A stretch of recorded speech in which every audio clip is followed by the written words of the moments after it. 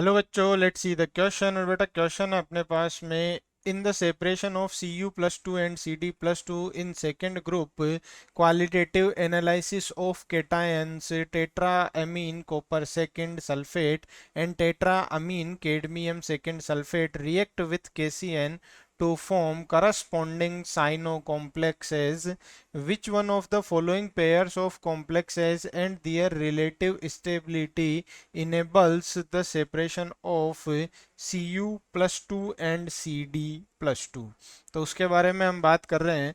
तो बेटा सबसे पहले तो हमें ना जो कैटायंस दे रखे हैं या फिर जो आपके पास में दे रखे हैं कैटायंस, वो आप लिख लो, है ना। तो tetra amine copper second sulphate दे रखा है, तो tetra amine copper second sulphate की अगर मैं बात करूंगा तो वो क्या बन जाएगा, टेट्रा एमीन यानी 4 अमोनिया है, और कॉपर जो है वो आपका कौन सी ऑक्सीडेशन स्टेट में है, +2 ऑक्सीडेशन स्टेट में है, और यहाँ पर सल्फेट लगा रखा है बाहर। ठीक है। अब दूसरा है आपके पास में टेट्रा अमीन कैडमियम सेकेंड और सल्फेट। ठीक है। तो ये भी कुछ इसी तरह का है कि कैडमियम के पास में NH3 के 4 लिगेंड है, +2 ऑक्सीडेशन स्टेट में, और सल्फेट बाहर प्रेजेंट है। इन दोनों की रिएक्शन किससे हुई? इन दोनों की रिएक्शन विथ किससे हुई? KCN से हुई। तो KCN से हुई तो क्या बनेगा? साइनो कॉम्प्लेक्स बनेंगे। और साइनो कॉम्प्लेक्स कौन कौन से बनेंगे उसके बारे में हम बात कर लेते हैं। तो कॉपर का जो कॉम्प्लेक्स बनेगा वो बनेगा K3CuCN का होल 4, ये कॉम्प्लेक्स बनेगा। और यहाँ पर अगर मैं बात कर रहा हूँ तो ये क्या बनेगा? ये बनेगा K2CdCN का होल 4, ये कॉम्प्लेक्स बनेगा। अब कॉपर जो है वो कौन सी ऑक्सीडेशन स्टेट में यहाँ पर है और कौन सी ऑक्सीडेशन स्टेट में यहाँ पर था? यहाँ पर तो सेकंड में था।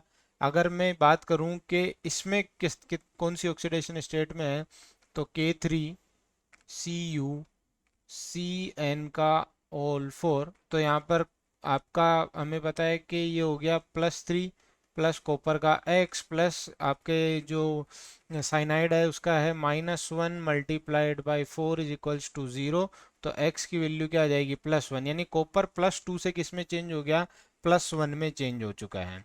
और +1 में चेंज होने का मतलब कॉपर 1 में है, इसका मतलब उसमें एक s खाली होगा और आगे के वो खाली होंगे। तो मतलब वो आपका DsP2 हाइब्रिडाइजेशन बना सकता है, आराम से बना सकता है ना।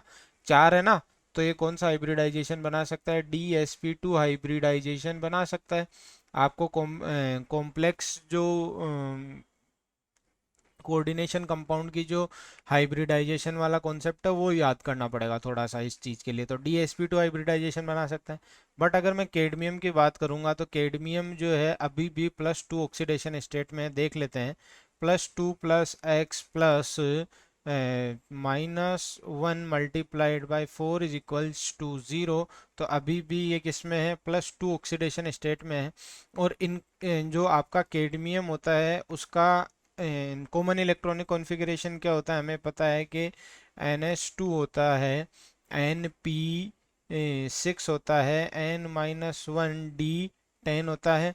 और कैडमियम +2 की अगर मैं बात करूंगा तो उसमें S तो है ही नहीं, बचा क्या? NS तो हो गया 0, NS तो हो गया 0, और Np बचा है 6, N-1D क्या बचा है? 10 बचा है।